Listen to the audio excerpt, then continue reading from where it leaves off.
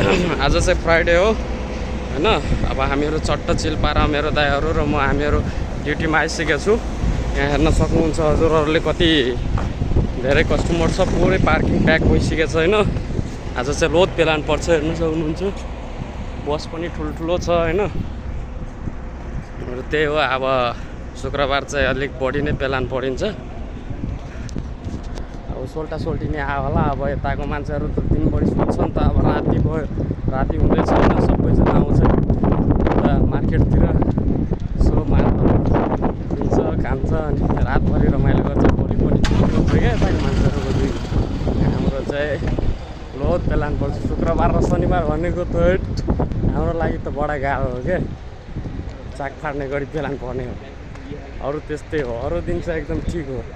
त्यही भएर केटा हो, नेपालबाट आएको मार्केट लाइन आउने भए अर्कै काम खोजेर है, कमसेकम चाहिँ एकै दिन छुट्टी पर्छ।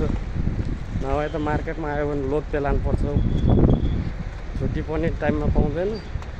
जति बेला मन लाग्यो त्यति बेला बोलाउँछ, त्यही हो केटा हो।